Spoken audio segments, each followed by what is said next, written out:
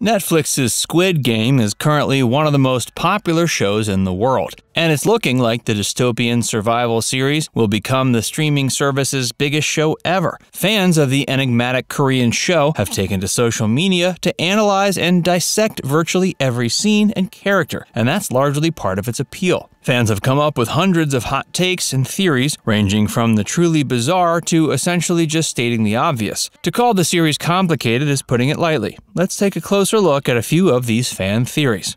Il-nam is Gi-Hun's father. It's looking more and more likely that Il-nam just might be Seong Gi-Hun's dad. There are several hidden clues sprinkled throughout the series that might back that theory up as well. For one thing, at the beginning of the series, Il-nam tells Gi-Hun that he suspects he was, quote, spanked a lot growing up. Later, when Gi-Hun asks how he knew that, Il-nam responds by saying that his son did too, and he was just like him. While that might sound like a minor coincidence, Il-nam and Gi-Hun later teamed up in episode 6, and at one point, Il-nam tells Gi-Hun that he grew up in a neighborhood a lot like the one they found themselves in. Gi-Hun responds by saying he did as well, before adding that an alleyway looked very familiar. Later, when Il-nam appeared to be forgetting his train due to dementia, he asked Gi-Hun if it was the 24th since his son's birthday was coming up. Early on in the series, when Gi-Hun stole his mom's credit card, he entered his own birthday, 0426, as the card's PIN. If we assume the 04 represents the month of April, then Gi-Hun's birthday would fall just 2 days after the date Il-nam mentioned.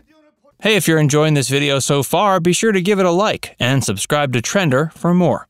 The color of the card determines the role. The two main roles seen in the Squid Game are workers and participants. While neither positions seem ideal, a ton of theories attempt to explain how exactly one becomes a worker or a participant. The most plausible one is tied to the Korean card game Jakji and Gong-yu. In each episode, the audience is reintroduced to Gong-yu, the inviting salesman for Squid Game. In the first episode, at the bus station, Gong-yu offers Gi-Hun 10,000 won every time he manages to flip his card. But every time he loses, Gong-yu gets to slap Gi-Hun in the face. Before the card game starts, Gi-Hun is given a choice of a red or blue card. Gi-Hun chooses the blue card, and later when the Squid Game begins, he shows up as a contestant wearing a blue jumpsuit. According to this theory, fans believe that if Gi-Hun had instead chosen a red card, he would have become one of the red-suited workers instead of being a participant.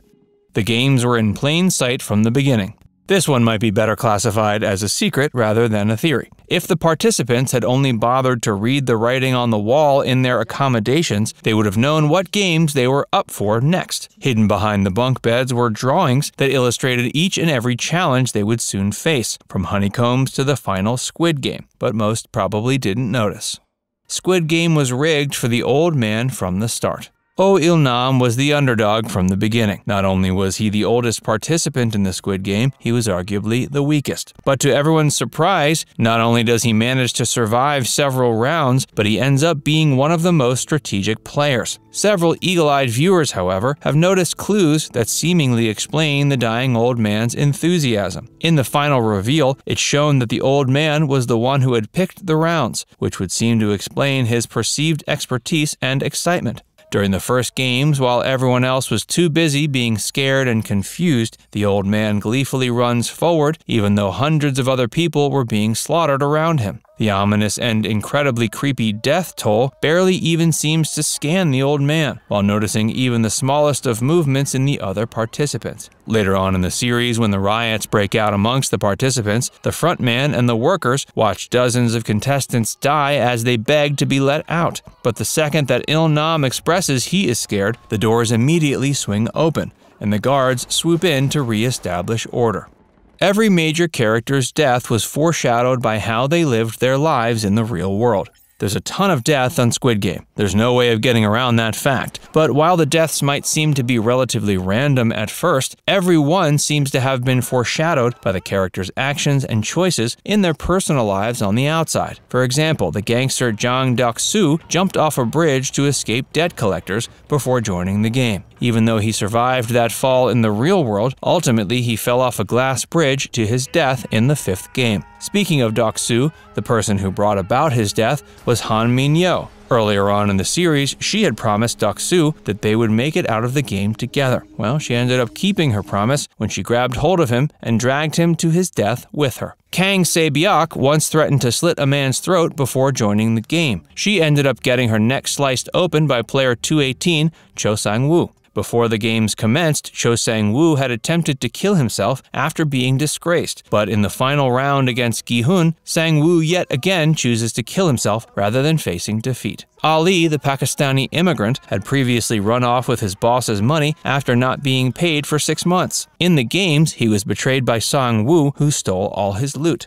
Then we have the less than reputable doctor, Byung-jin, who had been sued for malpractice before joining. He had attempted to cheat the system to benefit himself, but that's ironically how he died as well. He was killed while trying to cheat the system to learn clues about the next game.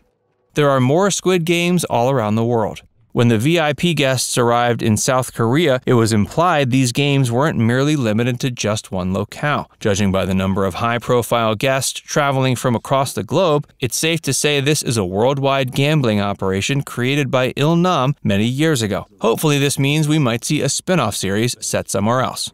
The real reason why Gi-Hun dyed his hair red. After Il-nam's death and a year after winning the game, Gi-Hun finally spends his prize money and dyes his hair a bright shade of red. According to Korean tradition, the color red can represent masculinity. This could mean that Gi-Hun was indicated he had gained a bit more control over his life. But other theories propose that Gi-Hun dyed his hair to match the color the guards wear. This might imply he plans on returning to the game undercover to take it down from the inside. While that might be a bit of a stretch, the series does end with Gi-Hun setting out to track down everyone that's still allowing the game to go on. The workers are previous participants. One theory that attempts to reveal the identity of the workers in red proposes they were previous winners from older games. It's not that unlikely either, seeing as how the frontman is In-ho, Detective Jun-ho's missing sibling. The winners of each game walk away with a hefty chunk of change, but some of the participants are already millions of dollars in debt. Handing out loads of money to gambling addicts would likely only fuel their vices more. It's possible once the winner returns to the real world, they would recklessly spend the prize money and once again find themselves suffocating under a mountain of debt. Il-nam obviously can keep track of all the players. When the games were first cancelled, we saw how he just so happened to have found Song Gi-Hun, so it's reasonable to assume he keeps tabs on the winners as well and allows them to have another opportunity to pay off their debts by working as guards. That theory might also explain why past winners are recruited. The guards are depicted as being cold and lacking in anything resembling empathy. What could make someone so hardened than witnessing and killing fellow participants in the pursuit of money? But then again, what's up with the young boy from episode 3 who was discovered to be a guard? Is it really possible he won a previous tournament? Or maybe there's something far darker going on below the surface we can't imagine. Hey, it's time to hear from you. Do you have any of your own theories about Squid Game? Let us know in the comment section below. And before you go, make sure you give this video a like and subscribe to Trender if you haven't already. Click the bell icon to stay updated on all our latest content.